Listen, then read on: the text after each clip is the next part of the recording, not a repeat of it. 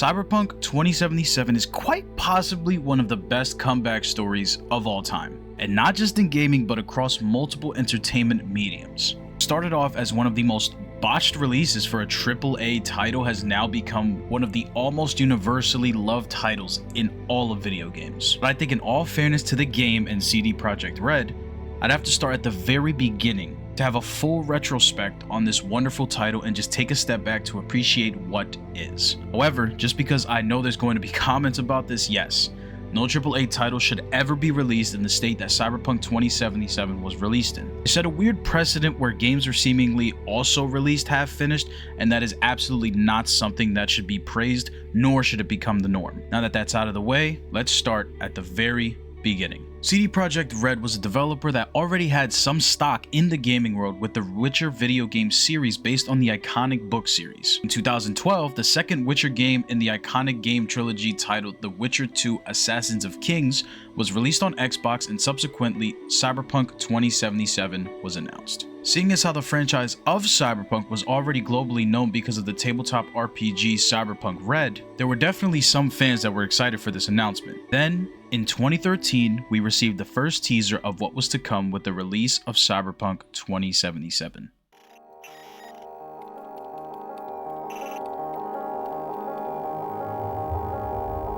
Come touch me like I'm an ordinary man. Have a look in my eyes.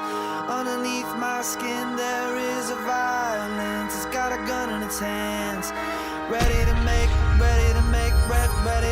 sense of anyone, anything, anyone, anything, anyone, anything, anyone, anything, anyone, anything.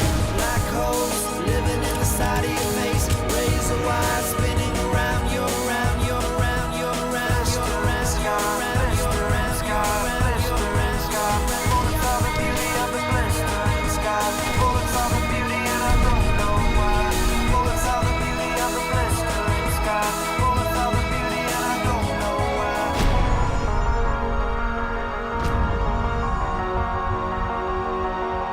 Personal responsibility. Personal responsibility. Hey, 7-1 is medic check. Taking 74-year-old male. 14 people are dead, 4 others suffered serious injuries. Police have a suspect anyway.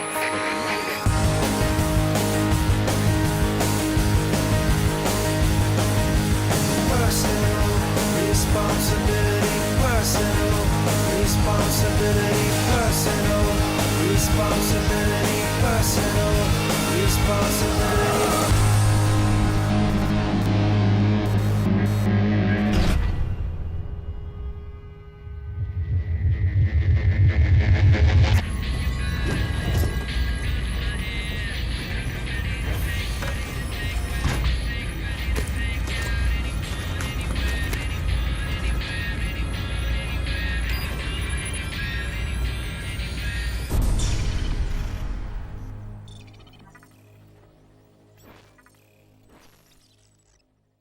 The teaser was wildly well received as it finally gave fans a taste for what was to come. CD Projekt Red taking their talents and bringing them to an entirely separate setting from the Witcher series was very much anticipated, as they could also use this as a way to narratively speak on certain societal issues that will forever remain timeless. Cyberpunk itself also happens to be a commentary on large corporations, so to see CDPR ready to take on this massive franchise was enjoyable considering they don't typically shy away from the commentary-esque games. There was also a secret message in the teaser that detailed a lot of what CDPR was working on at the time and where their headspace was in terms of the release schedule and overall development of Cyberpunk. In hindsight, it's actually very interesting to see that they initially planned a 2015 release, but also said that in truth, we will release Cyberpunk to you when we're convinced it is nothing but pure, refined, unadulterated awesome. One thing of note is that the video game industry, in 2013 at least, wasn't in the habit of announcing games many years in advance. The same secret message in the teaser, CDPR revealed that they had only revealed it so early because it was meant to scout for more devs as they were still developing the game and were actively hiring talent to join their team. Even in 2013, when they had finally released their first look at this world, they weren't operating at full capacity yet.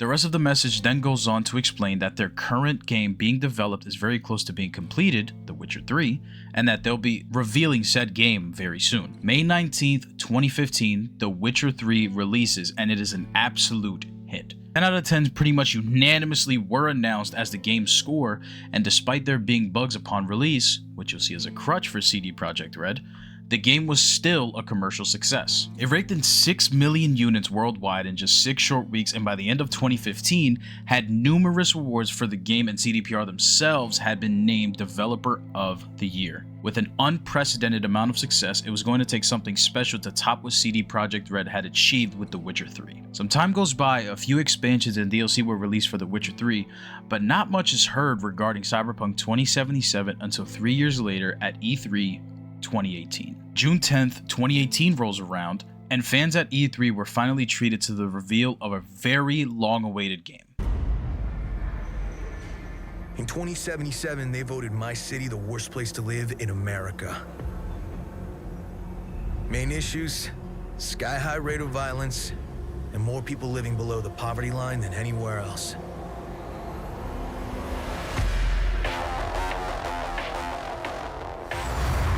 Can't deny it, it's all true. But everybody still wants to live here. This city's always got a promise for you. Might be a lie, an illusion. But it's there, just around the corner. And it keeps you going.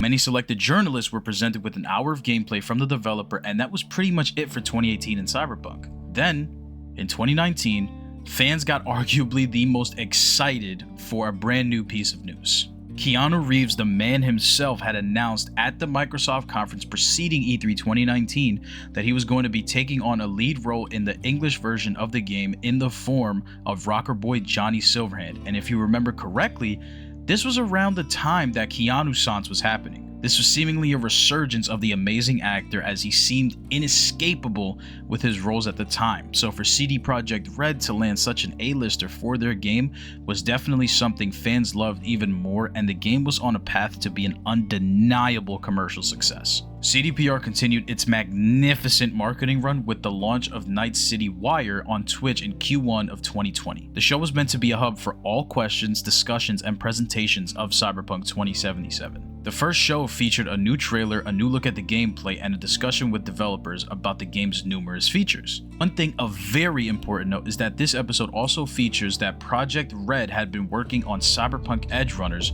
with Japanese animation studio Trigger and Netflix to deliver what would become one of my favorite animes of all time and one of the most successful ones. It was around this time I personally became very invested in the game, as I was a big fan of Keanu, and so to see him take on a lead and just the overall setting of the game, there was nothing that didn't excite me for what was to come. However, this is also where the truth behind the development of Cyberpunk 2077 started to come to light. During the 2019 reveal, the release date for the game was announced to be April 16th, 2020, or at the very least, the goal was to release the game around a similar time. CDPR also discussed their plans for a multiplayer and that it would be arriving post-launch. However, on January 16th, 2020, CDPR released a statement saying that they would be pushing the release date back to September 17th, 2020. The developer chalked it up simply to the vast complexity of the game being complete but not polished, and that they wanted time to fully playtest and assure that the game would be their crowning achievement for the upcoming generation of consoles. This was disappointing to many fans, as the hype for Cyberpunk had reached a peak unlike any other aside from the absolute peak of AAA games. However, this was our new reality until the summer of 2020. With presumably the challenge of the world at the time during 2020, the game had to be pushed back again to November 19th, 2020. Fresh off the heels of the old release date of late September, early October 2020 rolls around and CDPR announces that their game has gone gold. For those that don't know, when a game goes gold, it means that the game has been finalized to start the certification process for consoles, which then begins the process of the discs being printed and actually making their way to stores. However, standard industry practice is to continue development of the game so that the Day Zero patch can fix any bugs a game might encounter on launch day. Unfortunately, on October 27, 2020, a statement was issued regarding the third and final move of the release date to December 10th, 2020. This set the internet ablaze as a bunch of people who honestly should be ashamed of themselves decided to send death threats to the devs, thinking it was the right thing to do considering the circumstances, which prompted multiple responses from the leaders of CD Projekt Red, rightfully defending their employees and calling for any and all threats to cease completely, as their devs were clocking in 100-hour work weeks in an attempt to finish this game. I can only sympathize with those working on the game, as they had pressure from all sides to deliver. Their executives, their fans, and the added death threats from absolute psychopaths certainly made nothing easier. If a dev from this studio happens to stumble upon this video, thank you so much. Your work is admired and loved worldwide, and no one will ever be able to take that away from you. Final pushback for December 10th came as a result of the Day Zero patch I previously discussed not being fully finished, as they were trying to achieve all of this while working from home. Finally though, it was time for the game to release. One of the most anticipated games ever was set to release, and finally it actually did. But what happened after years of development, months of delays, multiple apologies for said delays to the game? For lack of better words, Cyberpunk 2077 had one of the worst launches for a game that I've personally ever seen. Before I continue, let me just say that I first played Cyberpunk 2077 on the Xbox One S, then the Series S, and now on a PC. However, for my first playthrough, I didn't experience many bugs. Slight bugs here and there happened, but none that were game-breaking. I got to enjoy the game and its astounding story with little to no issue. However, users reported many glitches, game-breaking bugs, corrupted files, clunky mechanics, non-existent features previously promised, and a slew of other complaints as a result of the launch. I mean, the game released in such a bad state, PlayStation and Sony made the decision on December 17, 2020, just a week after its initial release, to delist the game from the PlayStation Store. This game had quickly gone from one of the most anticipated games of all time to one of the worst rated games in the industry to date. Now, what was CD Projekt Red to do? Most AAA games developed by these massive companies, as unfortunate as it is, simply would have left the game as it is, provided one or two bug fix patches, and simply move on with the money of their consumers. However, to the credit of the dev team, they continued to show post-launch support. Patch 1.1 for Cyberpunk was released on January 22nd the following year as an almost necessary update because of how bad the game launched. It was CDPR's life raft, as it took care of the immediate bugs like progression blocking and performance issues that were prevalent while they would gear up for 1.2, which would end up being the first real fix for many issues with the game. Many AI issues received an immediate fix, and many perks and items in the game were repaired or altered in some way. This is what I believe to be the essential sort of patch, as it made the game finally playable for everyone with no real problems. They followed this up with patch 1.3 in August that was more so directed at fan requests for the game. This was another hefty patch, so I won't dive too deep, but it also provided our first DLC items, as they were free and available after completing certain quests and doing them in a certain way. Patch 1.31 was released after, with slight improvements to the actual appearance of the game regarding wet surfaces and overall reflections. Then we moved to patch 1.5, which was the first patch where the tune about Cyberpunk really started to shift. The release of the next-gen version of the games, February of 2022 saw the addition of patch 1.5 as the first real overhaul. There wasn't anything that wasn't looked at, fixed, changed, or improved upon with this update. Then, something very deserving happened in my opinion. Remember earlier when I mentioned a little anime known as Cyberpunk Edgerunners? That finally released on September 13th, 2022, and it was an instant classic. Audiences loved the story that CD Projekt Red and Trigger had been able to develop in collaboration with Netflix, and it created iconic characters such as Lucy and David Martinez that are gonna go down in anime history. To this day, that anime remains in my top 3 wholeheartedly, and it even went on to win Anime of the Year at the Anime Awards, so to say that this anime was a success for CDPR is an understatement. With this anime came a massive resurgence in the video game. The video game hit a peak of over 86,000 plus concurrent players 2 years after launch, as well as the game itself hitting 1 million players overall every day for a week after the release of the anime. The anime premiere also arrived with patch 1.6 entitled the Edgerunners Update. It provided extra customization, new missions, Easter eggs relating to the Edgerunner series, and so many more features. The game's final form was starting to shape, and fans couldn't be happier. This would also mark the last update for old gen consoles, as CDPR's focus would now be on PC and current gen consoles with the PS5 and Xbox Series X and S. Now, by this point, Cyberpunk's multiplayer had been completely scrapped in favor of actually making the game playable and something to be proud of. They had also started to break their own records for concurrent players in the succeeding weeks and subsequently months. The anime had definitely brought back a large player base, but the devs at CDPR had made something truly unique and amazing. So to see these updates bring back, retain, and increase the player base was something to behold, considering at that point in time, the game was already 2 years old. Them scrapping multiplayer was definitely disheartening to see, but it was still a very intelligent decision considering they had to choose to actually earn the trust back of their players rather than sell them a half-baked product and follow it up with something else. While on the topic of half-baked products, CDPR had previously released expansions or DLCs for their games as a way to continue the story or expand on it in creative ways. Around the time of the Edgerunners release and update, September 6th saw the announcement of the first and only Cyberpunk expansion, Phantom Liberty. Originally, we were meant to get more than one expansion, but CDPR ultimately decided to just put their resources into one fully baked product rather than suffer another situation like the original launch of this game. Phantom Liberty was revealed to us as a spy thriller that gives us access to a brand new part of the map as we have to rescue the president of the new United States of America. Phantom Liberty as a whole is my favorite questline in the game and has my favorite ending, one I've already made a 20-minute video on, so I won't dive too deep into it, but with the release of this expansion was also going to be the next patch dubbed Cyberpunk 2077 2.0. It's now September 2023 and Cyberpunk 2077 2.0 is the massive overhaul that everyone had been waiting for since the beginning of this game. Of course, we had gotten patches that put out the baby fires and added cool features, but none of them were legitimate overhauls in terms of mechanics, combat, gameplay, and the perk tree. 2.0 saw the complete revamp of Night City's police. They became far more intelligent in terms of AI and were relentless when you reached a certain wanted level. It's likened almost to that of GTA 5's wanted system. This update also included a brand new vehicle combat system. Previously, we had seen trailers of V using anything from an SMG to a katana while in a vehicle. However, this was not a feature come launch,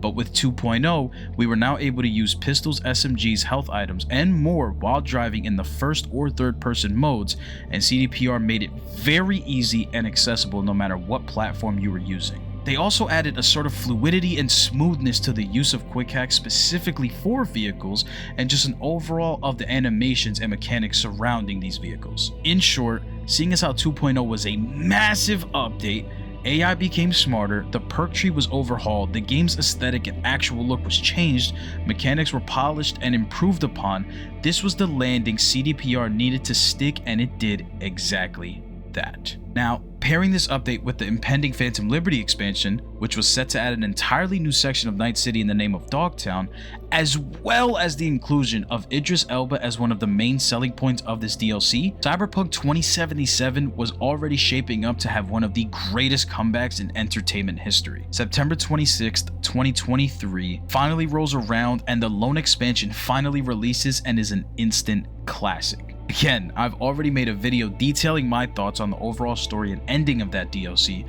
so I'd highly recommend watching that if you want a full review and what I enjoyed about it. CDPR seemingly stuck the landing once again with the great story and even greater innovation on a product that people already knew could be great. However, they weren't done yet as we were yet to receive patch 2.1. Patch 2.1 was not the overall that 2.0 was, that would essentially be an entirely new game, as it wasn't necessary, but it was probably the most welcome one. It added new vehicles and new bike mechanics as we could now do stunts and also use katanas while on those bikes. The update also saw the addition of more hangouts with the partners you choose during V's story. Outside of their quest lines, most romantic interests pretty much didn't do much, so fans were excited to have these new activities with their partners in the game. And finally, the most important addition of patch 2.1, the metro system. Now, the reason it's so important is that because one of the earliest trailers we've ever gotten for Cyberpunk showed a shot of V on the train overlooking Night City. Seeing as how it was in multiple trailers, fans really expected some sort of train system maybe incorporated into the fast travel system, but we never got that upon launch and with all the countless patches. However, in almost a beautiful full circle moment, CDPR decided to finally add the metro system with patch 2.1. So,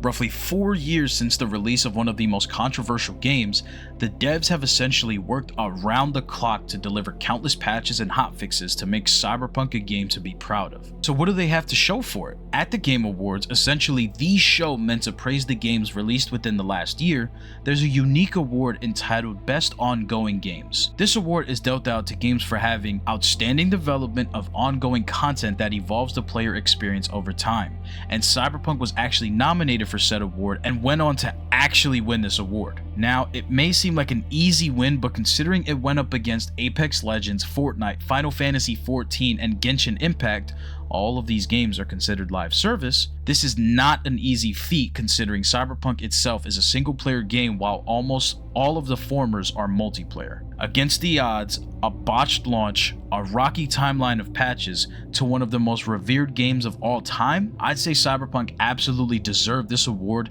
and I'm personally of the opinion that had Cyberpunk 2077 released now in its final state, it should absolutely be considered Game of the Year. Of course, it's easier to say that in hindsight, but I think it's still worth considering what could have been. But here we are now, caught up with the timeline now in 2024. After the massive comeback and success, what's next for CD Projekt Red's futuristic IP? The answer is actually very promising. A live-action project set within the Cyberpunk universe is currently being developed in collaboration with Anonymous Content, who are directly responsible for producing projects such as True Detective and Mr. Robot, as well as award-winning films The Revenant and Spotlight. Not only was this very exciting to learn for fans, but CDPR has announced that they are working on creating a North American studio to exclusively work on Cyberpunk 2077 sequel, Project Orion. Now, of course, the name Orion might suggest what themes and setting that could be explored in the sequel, as it typically refers to things regarding space. As of this moment, the studio is up and running with more and more devs moving to Boston to work on the game, which we know at the very least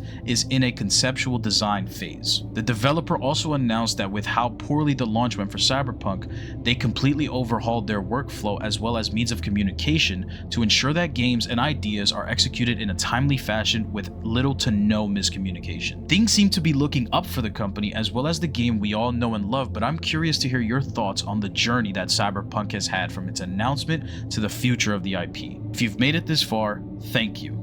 I've been meaning to do a retrospective on this game for a while after Phantom Liberty, but I wanted to see if the devs would actually add any more updates, and they have, but they're also moving on, so now feels as good a time as any. If you want to stay up to date with me and any other videos in the future, be sure to hit that sub button, like button, whatever button you want to. But finally, let me ask, do you believe CDPR has what it takes to make Orion as good as or better than its predecessor? Comment down below and let me know. But as far as me, I already have the next video planned and I'm very excited to share it with you guys. But take care, peace.